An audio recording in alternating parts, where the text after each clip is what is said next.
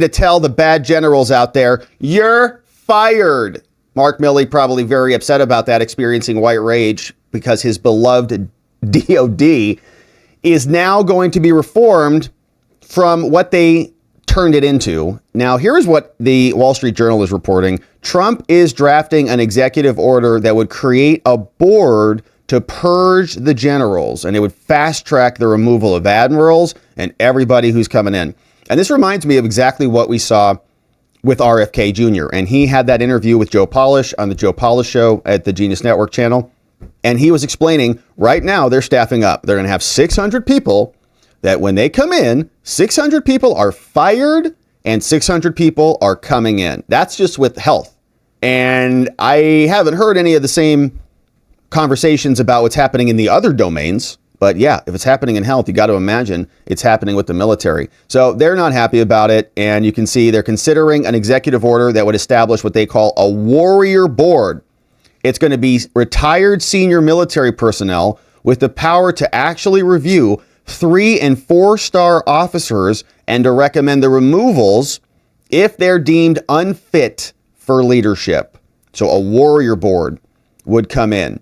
Senior personnel, and they could just get rid of them. Now, we also saw that he's bringing in this guy, Pete Hegseth, who is going to be the new Secretary of Defense. And this one surprised some people. And he's being lambasted by people like Senator Warren, Pocahontas, for appearing on Fox News and neglecting, misleading people, and not mentioning any of his prior service or his pedigree, which is vast. But here's what Trump said about this guy. Pete Hegseth says, I'm excited to have him serve as the cabinet as the Secretary of Defense. He spent his entire life as a warrior for the troops and for the country. Pete is tough, smart, true believer in America first. With Pete at the helm, America's enemies are on notice. Our military will be great again, and America will never back down. Pete is a graduate of Princeton and has a graduate degree from Harvard. Okay. He's an Army combat veteran who did tours in Guantanamo Bay, Iraq, and Afghanistan. For his actions on the battlefield, he was decorated with 2 Bronze Stars,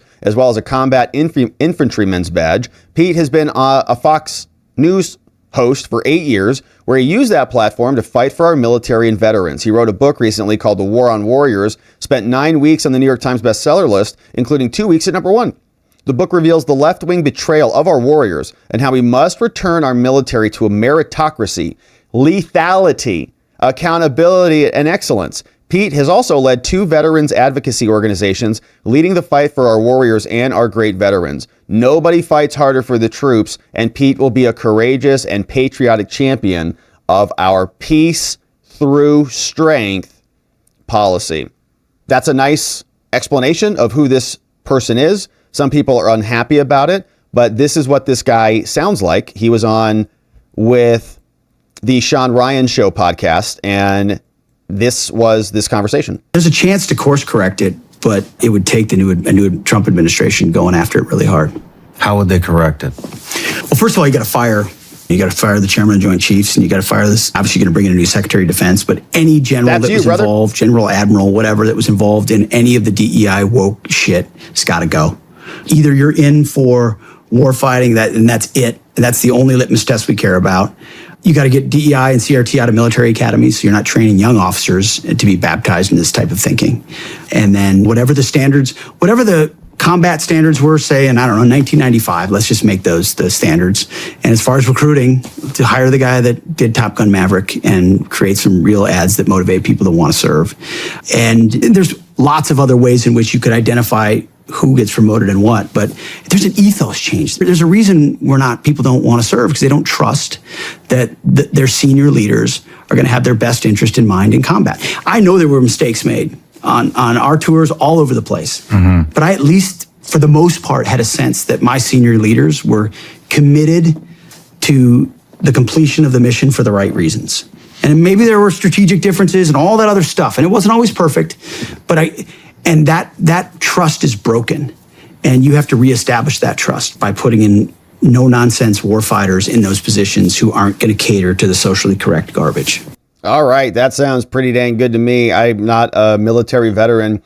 From what we've been observing on the outside as civilians, seems like that makes good policy sense, the opposite of what the current administration is doing. So we're looking forward to seeing what he is going to be doing on this. Now, here is what he posted. This is a photograph of him. He says, "Not Tim Walz in Iraq." There's Pete right there. And some people are unhappy about it. People like Elizabeth Warren are saying, he's a Fox News host. How could you possibly have him come out and lead us? But we'll see what happens in the Senate. They'll confirm him in short order, and he'll take the helm. We're looking forward to seeing what happens with that. So now let's jump over to Wisconsin, because this is a battle that continues. Wisconsin Senate candidate Eric Hovde is not ready to concede the Senate race there yet. 2024, and the battle there continues. He's explaining to us that something strange happened in Wisconsin. Says there are inconsistencies that happened late at about 4 a.m. on election night. And there were some interesting charts that look like this. I saw these from MTAI memes on X, and people are sharing these charts, and I'm not exactly sure where they were generated, if people generated these themselves by just assembling the results and the returns. But people are pointing to this situation right here. We saw this in 2020, where we had major ballot drops that looked like they were all for one party. Where did those ballots come from? Why don't we see those same patterns throughout the rest of the night? So he's saying that's a big problem. Now, the Trump numbers were this. Okay, this is the Trump numbers in Wisconsin. So Trump ultimately ended up winning the state. But for Eric Hovde, that same pattern there shifted his Senate race. We saw this same pattern back in 2020. And he's saying this is a concern because these votes came in and they were over 90% for Democrats. So why did that happen? Now, you might respond to that and say, what happened here? See, this pattern shows the opposite. See, here in this, we had a big batch of votes come in, and they were about 50-50. The Republicans went up and the Democrats went up, or 60-40 or 70-30, similar numbers, similar patterns. The numbers mirror each other more or less as the night goes on. Then we have an inversion right here at about 4 a.m. in the morning. We'll see a big drop happens and the votes shift. And so Eric Hovde, the Senate candidate, is saying, we're not done on this yet. Here's what he says. Many people have been wondering why I have remained quiet since election night. I believe it's better not to comment until I have the facts. Wisconsin Election Commission is in the final process of finalizing the canvass from last Tuesday's election. Like many of my supporters, I was shocked by what unfolded on election night. At 1 a.m., I was receiving calls of congratulations, and based on the models, it appeared I would win the Senate race. Yep, we were here. Then at 4 a.m., Milwaukee reported approximately 108,000 absentee ballots, with Senator Baldwin receiving nearly 90% of those ballots. Statistically, this outcome seems improbable, as it didn't match the patterns from same-day voting in Milwaukee, where I received 22% of the votes. Since last Wednesday, numerous parties have reached out to me about voting inconsistencies, such as certain voting precincts in Milwaukee having turnout of over 150% of registered voters, and in some cases over 200%. Additionally, in 2020, President Biden received 10 million more votes than Vice President Harris did last Tuesday. Yet in Milwaukee, even though the population of Milwaukee has declined and registered voters declined by 26,330, and early voting numbers were down, somehow Harris received only 1,100 less votes than Biden did, which is not consistent with most major cities. This was accomplished by same-day registration that surged by almost 50% on a rainy day.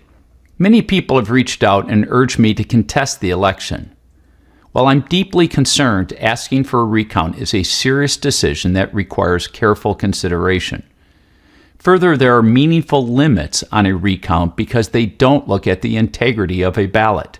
What we do know is that Democrats organized and funded a phony America First candidate, Thomas Leger, on the ballot to deceive voters, that this candidate was aligned with President Trump in order to siphon votes from me. The Democrats are the worst. Because of this deception, Leger received 28,724 votes.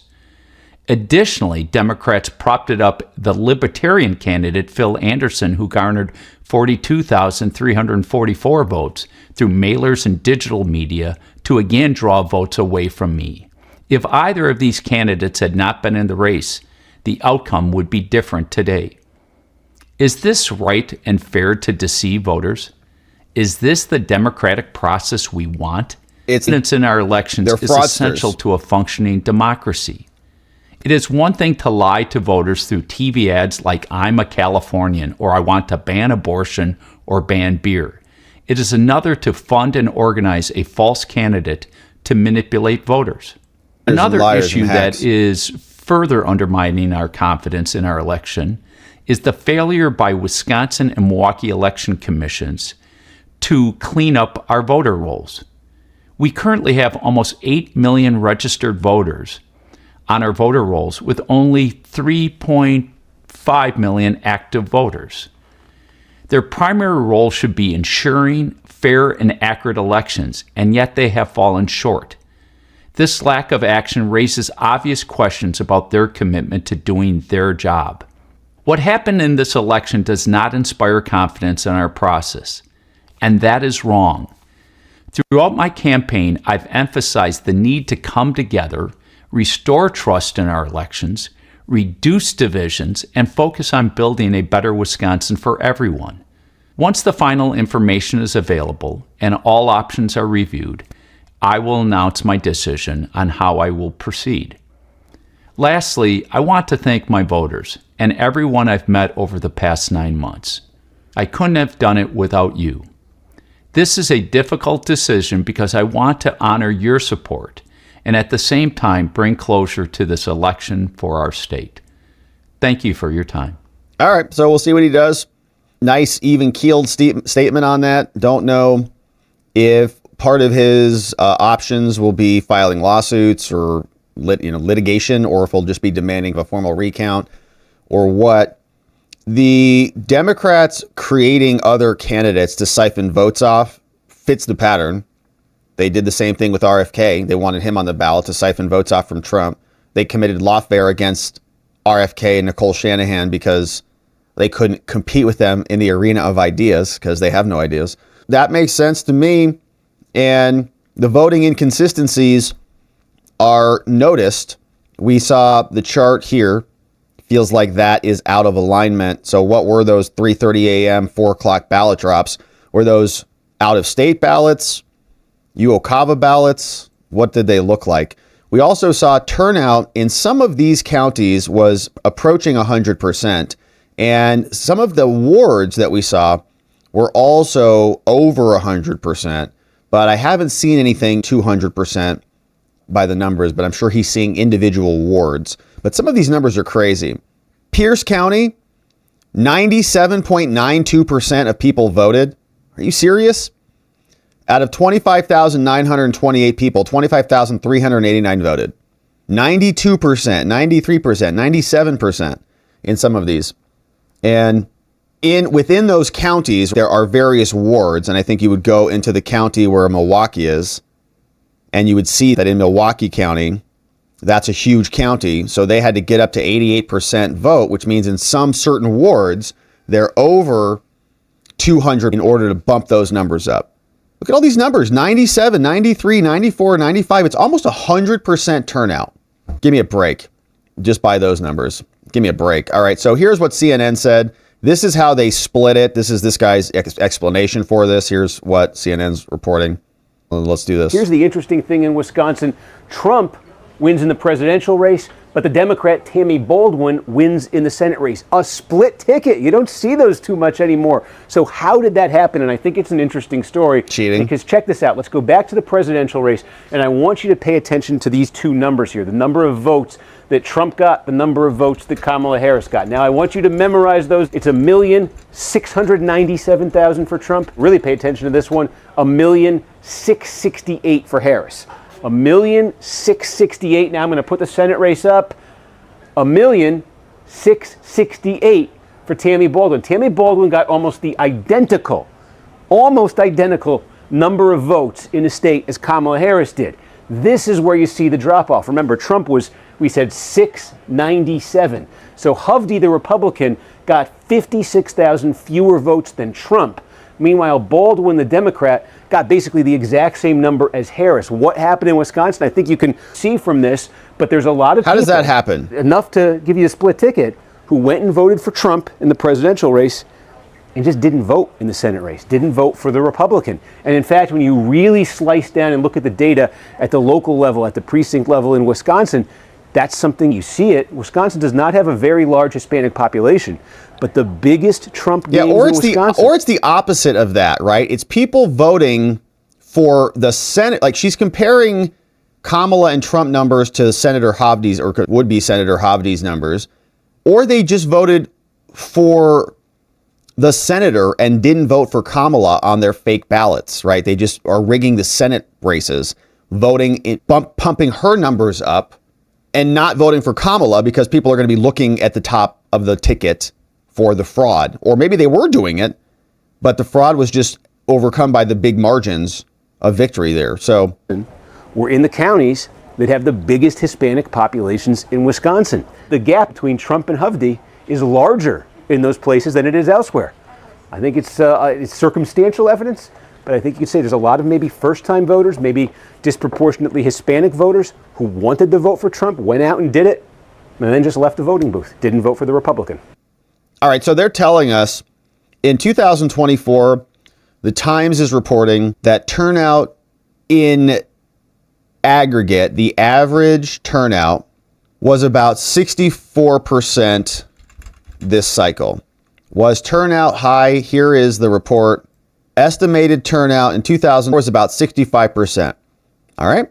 So if it's 65 in 2020, 66%, 65%, 66 to 65. Back in 16, it was 59%, 58%, 62. We've just barely crossed 66 and 65. So the highest turnouts basically ever.